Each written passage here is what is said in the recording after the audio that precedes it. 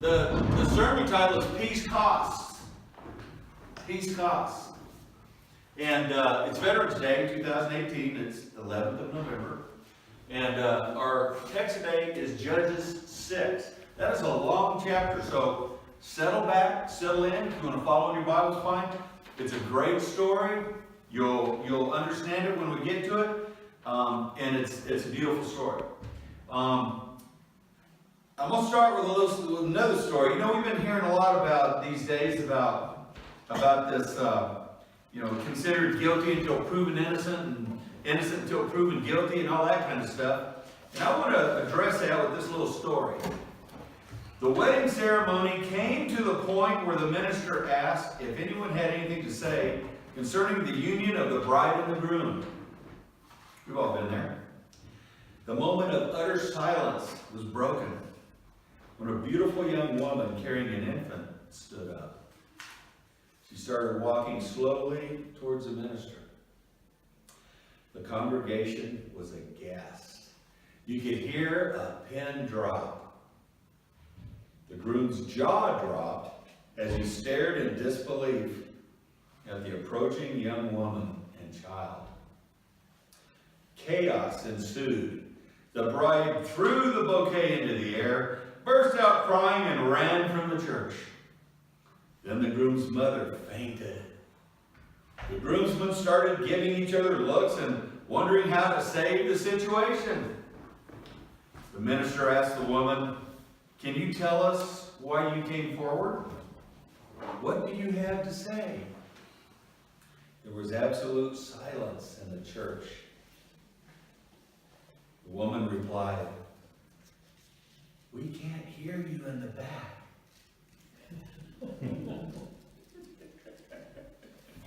And that illustrates what can happen when people are considered guilty until proven innocent. Now we move to Judges chapter 6. Settle in. It's a pretty long story, but it's a good one. Judges chapter 6. Then, and I'm going to comment a little bit as we go through this. It says, the Israelites did evil in the eyes of the Lord. And for 7 years he gave them into the hands of the Midianites. Isn't that how it always starts? We sin. Then we pay for it. Verse 2, because the power of Midian was so oppressive, the Israelites prepared shelters for themselves in mountain clefts, caves, and strongholds. Whenever the Israelites planted their crops, the Midianites, Amalekites, and other eastern peoples invaded the country. They camped on the land and ruined the crops all the way to Gaza, and did not spare a living thing for Israel, neither sheep, nor cattle, nor donkeys. They came up with their livestock and their tents like swarms of locusts. I don't know if you've ever seen, before you guys moved out here, right after we moved out here, there was grasshoppers everywhere. You remember that, Bill, about maybe 10 years ago? That was also true of me 3 years ago. 3 years ago too, yeah. Sometimes there is just humongous bunch of grasshoppers. But that's nothing compared to what these hordes of these locusts are like. They'll literally block the sun. They'll darken the sky. There's so many of them in areas of the Middle East anyway. It said they camped on the land and ruined all those crops. It says it was impossible to count these locusts or their camels. They invaded the land to ravage it. Notice that. Most guys back in the Middle East in the spring, they would always go out, they'd do battle. That was their sport in the spring. They'd go out and kill each other and try and gain lands and cattle and properties and crops. Not these guys. They ravaged the land. They destroyed things. Midian so impoverished the Israelites that they cried out to the Lord for help. May I say, duh? When the Israelites cried out to the Lord because of Midian, he sent them a prophet who said, "This is what the Lord, the God of Israel, says. I brought you up out of Egypt, out of the land of slavery.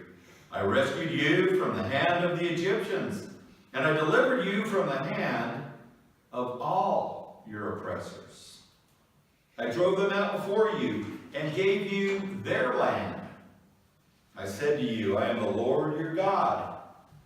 Do not worship the gods of the Amorites, in whose land you live. But you have not listened to me. The angel of the Lord came and sat down under the oak, an Ophrah that belonged to Joash, the Abiezrite, where his son Gideon was threshing wheat in a winepress to keep it from the Midianites. Imagine that. When you thresh wheat or any grain, the idea is you smash it, you hit it, and you separate the grain from the sheaves and the chaff. The wind is your helper. You toss it in the air and the wind blows away the chaff, hopefully a gentle breeze, and leaves the wheat to fall to the ground. And you do that over and over. You throw it in the air, throw it in the air, and that separates the chaff from the wheat. He was doing it in a wine press, a room this big maybe, where they wanted no dust in. They were taking what they could get just to survive at this time. When the angel of the Lord appeared to Gideon, he said, "The Lord is with you, mighty warrior." Yeah, right. "Pardon me, my Lord," Gideon replied, "but if the Lord is with us, why has all this happened to us? Where are all his wonders that our ancestors told us about when they said, 'Did not the Lord bring us up out of Egypt?' But now the Lord has abandoned us and given us into the hands of Midian." The Lord turned to him and said, "Go in the strength you have and save Israel out of Midian's hand. Am I not sending you?"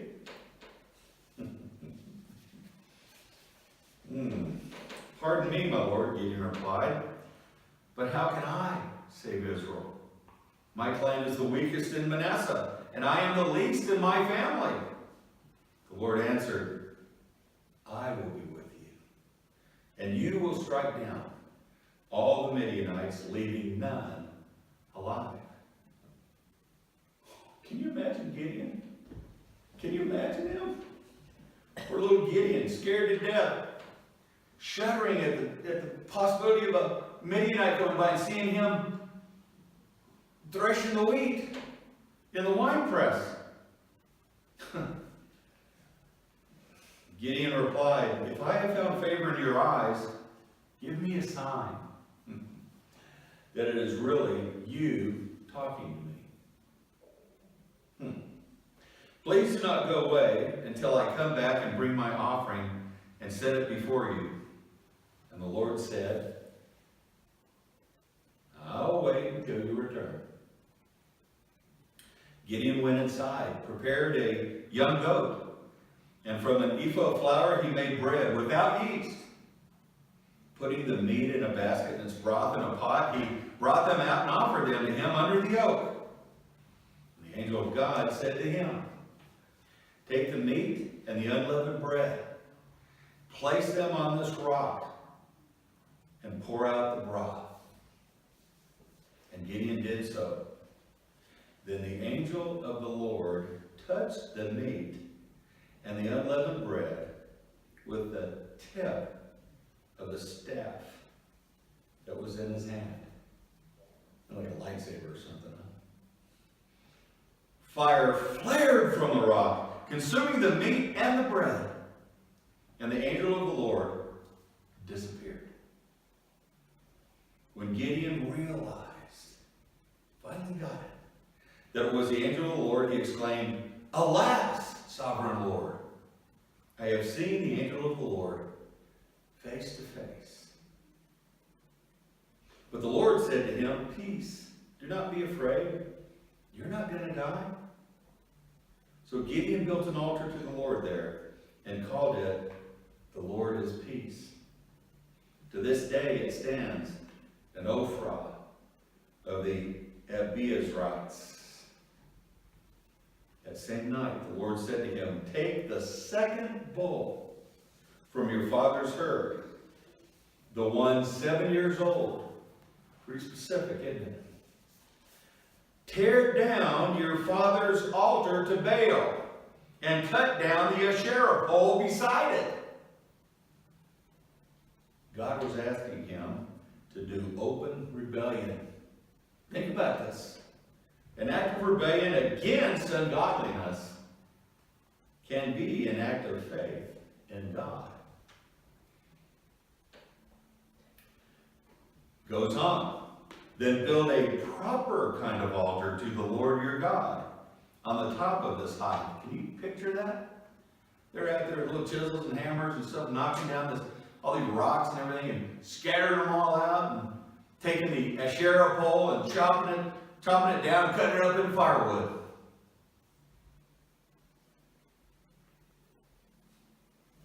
Using the wood of the Asherah pole that you cut down, offer the second bull as a burnt offering.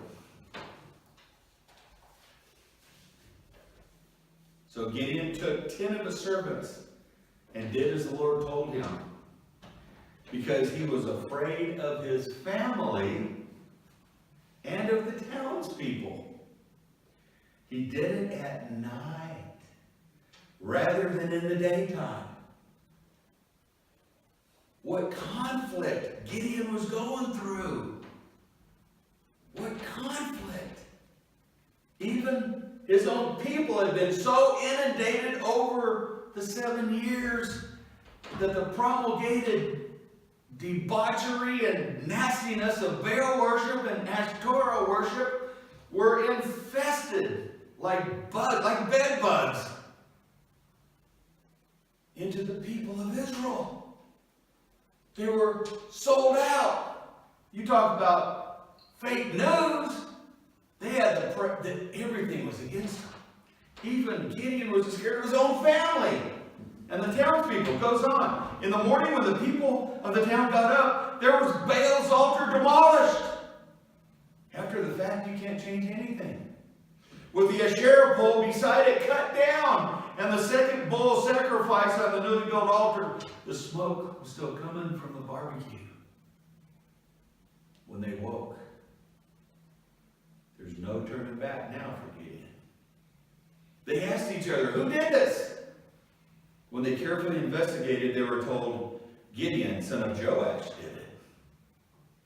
The people of the town demanded of Joash, bring out your son. He must die because he has broken down Baal's altar and cut down the Asherah pole beside it. But God reached into the heart of Joash and he massaged his heart. And he said, Dad, you stick up for your kid. And here's what happened. But Joash replied to the hostile crowd around him, are you going to plead Baal's cause? Are you trying to save him? Whoever fights for him shall be put to death by morning. If Baal really is a god, he can defend himself when someone breaks down his altar. So because Gideon broke down Baal's altar, they gave him the name Jerub-Baal that day, saying, let Baal contend with him. Now all the Midianites, Amalekites, and other eastern peoples joined forces and crossed over the Jordan and camped in the valley of Jezreel. Then the Spirit of the Lord came on Gideon, and he blew a trumpet, summoning the Abiezrites to follow him. He sent messengers throughout Manasseh, calling them to arms, and also into Asher, Zebulun, and Naphtali, so that they too went up to meet them. Gideon said to God, if you will save Israel by my hand as you have promised, look, I will place a wool fleece on the threshing floor. If there is dew only on the fleece, and all the ground is dry, then I will know that you will save Israel by my hand, as you said. Man, by now, shouldn't he get it? And that's what happened. Gideon rose early the next day. He squeezed the fleece and wrung out the dew. a bowl full of water. Then Gideon said to God, do not be angry with me. Let me make just one more request. Allow me one more test with the fleece. But this time make the fleece dry and let the ground be covered with dew. That night, God did so. Only the fleece was dry. All the ground was covered with dew. That's chapter 6. Chapter 7, we get. We know the rest of the story. The Israelites amassed for war against the overwhelming numbers of Midianites and Amorites and other eastern peoples. The Israelites sort of pretended readiness. But God knew better. You know, when we draft kids, you know, to wars or the army or military or something, you know, some want to go, some don't want to go. When they volunteer, some want to go, more probably want to go, and maybe not so many want to go. But God knows who's ready.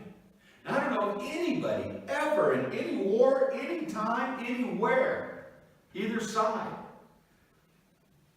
that doesn't have at least a little bit of fear in their heart. It's just natural if you don't. There's some guys in Indonesia somewhere that Pershing had to deal with at one time. And these are guys who are so doped up and stuff that they'd shoot them 30, 40, 50 times, they still wouldn't fall. Kind of like being on PCP or something. They just were 10 foot tall, bulletproof, took a lot to bring them down. The Mori or something like that. Well, they finally found out how to deal with them. Those are the ones that they put in the graves, and these were Islamic guys. They put them in graves after they killed them, and they used pig urine and spread it all over, men pig blood, all over them. When the Mori found out before they went into their trances that this is what would happen to them if they died, because they could not go to heaven if that happened, that they wouldn't fight very hard anymore. And guess what? It stopped them. It stopped them from doing that. Well, the Israelites sort of pretended readiness, but God knew a lot better. In chapter 7, God sent home those who trembled with fear. Now, not just like a normal scared person would be, really trembly, but fearful in a foxhole or something, but must have been something more than that. It was about, I think, 20,000, 22,000. A bunch of them went home. About 10,000 left. Then he gave a test. We'll call it the water test. God told Gideon only to keep those who brought the water in their hands to their mouths and lapped it like dogs. Lapped it like dogs. He said, those who kneel down to drink, send them home. Send them home. They're not ready. Then the battle began. What a battle. That night, Gideon and his band of 300 men that survived the test out of 10,000 surrounded the camp of the Midianites with peculiar weapons. They surrounded them with lamps, that is, little kind of jars of oil with, with oil in it, little kind of candles, and they had trumpets. They had trumpets and torches. And that's all they had. Now imagine this.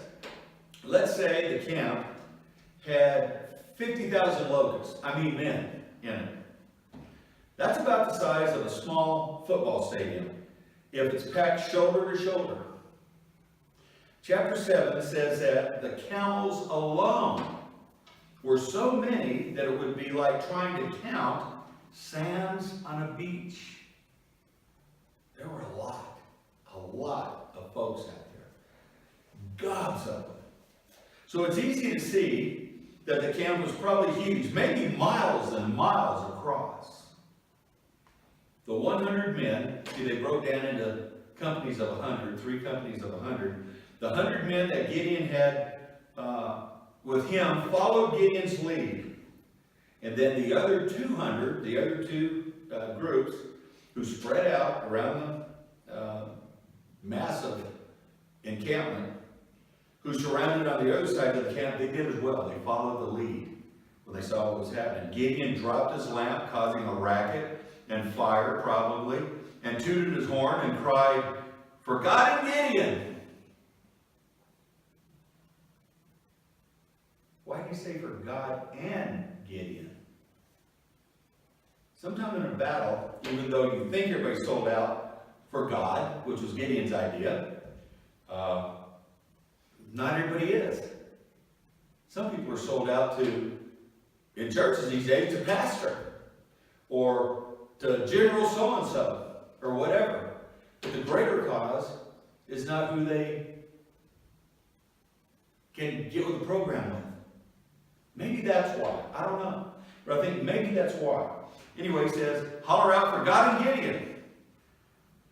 And they did. The Israeli army of 300 followed the lead, and the rest, as we know, is history. Israel routed thousands upon thousands of enemy intruders in their land and ran them out, slaughtering many of them. In fact, the slaughtering they did was from behind, chasing them. Because God had made them so confused, they started killing each other. And most of the battle was won before they even could get down to them from the hills, from which they dropped their lanterns and tooted their horns. And as they squeezed out like water out of a balloon, they followed after them and cut them down. Wow. How many times in history did smaller and less equipped forces have victory over overwhelming forces? Afghanistan war with Russia all but bankrupted the powerful nation of the USSR. Today, Russia's economy is smaller than that of Italy. Pretty small. They got plenty of bombs, nuclear weapons, so it makes them scary because they have no money, no economy. How about the American patriots who fought against overwhelming odds in the American Revolution against a tyrannical English crown, George, and its greatest army and navy in the world that had been seen at that time? Both won, Afghan and American. Battle and war is a last hope for peace in this world, and unfortunately, it is a necessary part of the peace process as well. Diplomacy is always preferred, every time, but it only works if all sides in a dispute really want peace. That isn't always the case, so war happens. I thank our God in heaven for the warrior spirit in little boys and some little girls. I really appreciate the protection gene, if you will, that some kids have.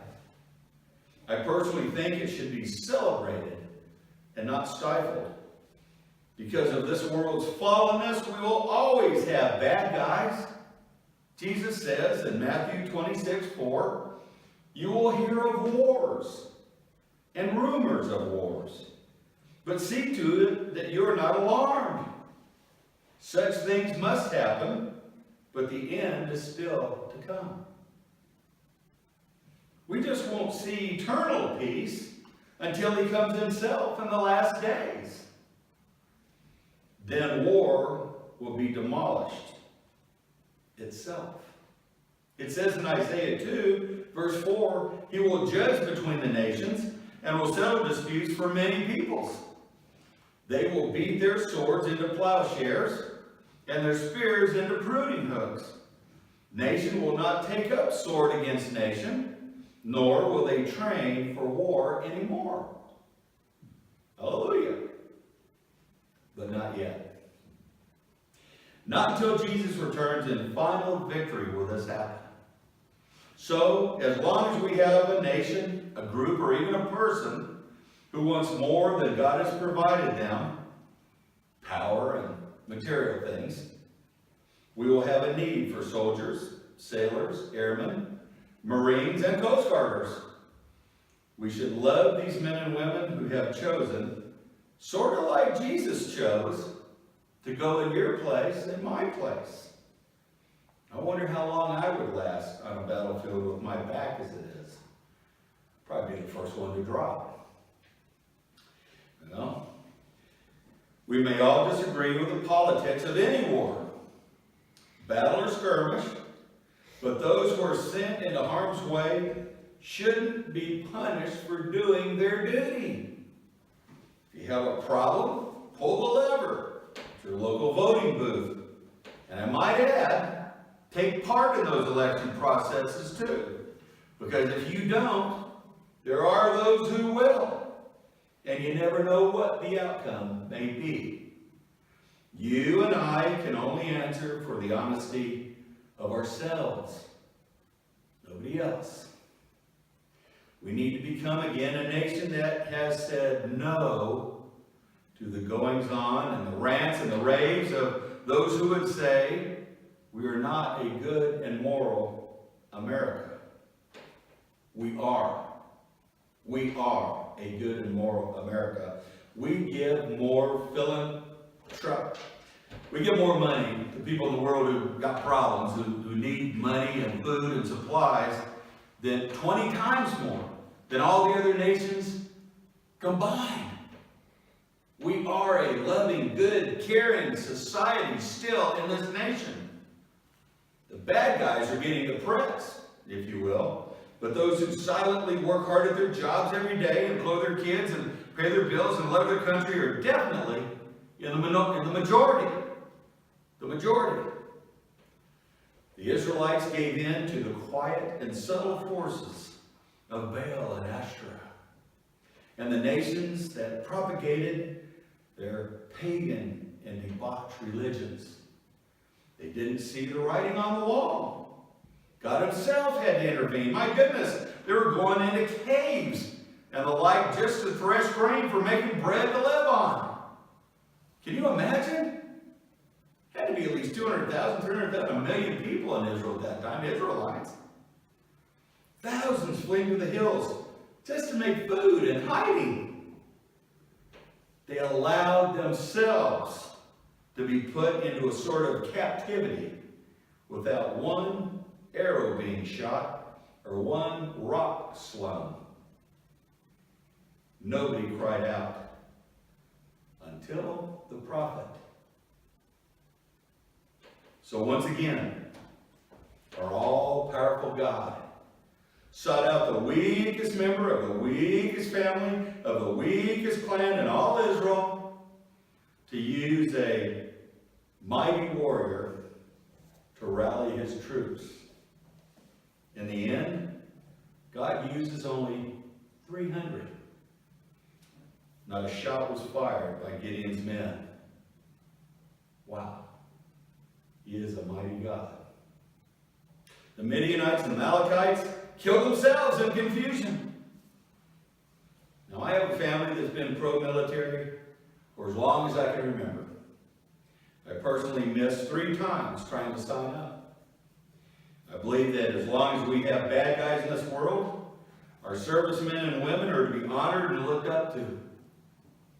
Even if someone pushes a pen or types on a computer or slings hash in a serving line, and they're in the service, that frees up another warrior to fight for the freedom that God so richly extends to every living person.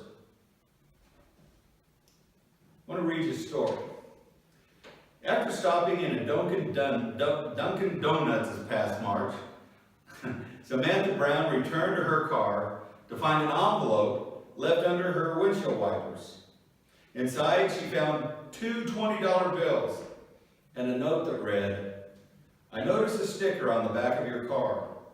Take your hero out to dinner when he comes home. Thank you both for serving. Him deployed and you waiting. Signed, United States Veterans / God bless." We find this from the Huffington Post, of all places. Of all places. The sticker on the back of Ford's car read, "Half my heart is in Afghanistan." The heart is her boyfriend, Albert John D. Simone, who was serving abroad in the Army, Ford, who lives outside Boston, went home and posted a photo of the anonymous gift on Facebook, as it was too early to call her boyfriend. Above the photo, she said, "There are no words to describe how I'm feeling right now. Tears in my eyes. I just wish I could thank whoever did this. God bless our troops and all of those who stand behind them."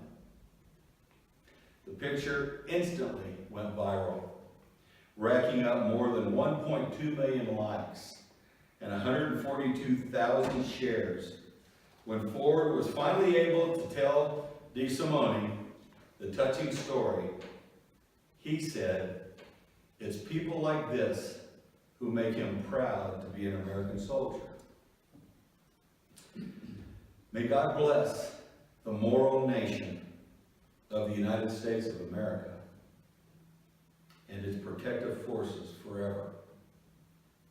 May all glory and honor be to our God.